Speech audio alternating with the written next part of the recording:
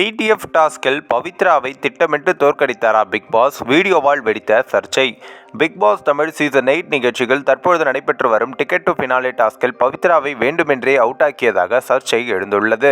Big pass Tamil season 8 நிகழ்ச்சி தற்பொழுது இறுதிக்கட்டத்தை எட்டியுள்ளது. அந்நிகழ்ச்சியில் தற்பொழுது 10 போட்டியாளர்கள் மட்டுமே எஞ்சியுள்ளனர். அந்த 10 பேருக்கு இடையே தான் டைட்டில் வின்னருக்கான போட்டி நடைபெறுகிறது. இதில் இந்த வாரம் முழுக்க பிக் பாஸ் வீட்டில் டிக்கெட் டு ஃபினாலே டாஸ்க் நடைபெற்று வருகிறது. டிக்கெட் டு ஃபினாலே டாஸ்கில் வெற்றி பெறும் நபர் நேரடியாக ஃபைனலுக்கு செல்ல முடியும் என்பதால் அதை வெல்ல போட்டியாளர்கள் முனைப்பு காட்டி வருகின்றனர். இதில் மொத்தம் 10 டாஸ்க்குகள் நடத்தப்படும். அந்த டாஸ்கின் இறுதியில் யார் அதிக புள்ளிகள் பெற்றிருக்கிறாரோ அவருக்கு நேரடியாக இறுதிப் போட்டிகள் நுழைய வாய்ப்பு கிடைக்கும். இந்த போட்டிகளின் தற்போதைய நிலவரப்படி ரயான் தான் முதலிடத்திலும் உள்ளார். அவருக்கு அடுத்தபடியாக விஷால் மற்றும் முத்துக்குமரனும் உள்ளனர்.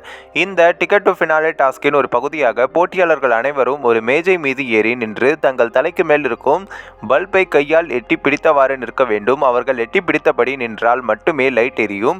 ஒருவேளை கைப்பை மாற்றினாலோ இல்லை அதில் இருந்து எடுத்தாலோ லைட் அமைந்துவிடும்.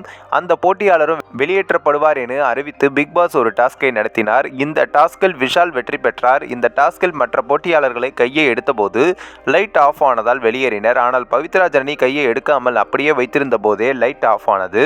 இதை நோட் பண்ணிய ரசிகர்கள் பிக் பாஸ் திட்டமிட்டு பவித்ராவை போட்டியை விட்டு வெளியேற்றிவிட்டதாக கொந்தளித்தும் வருகின்றனர்.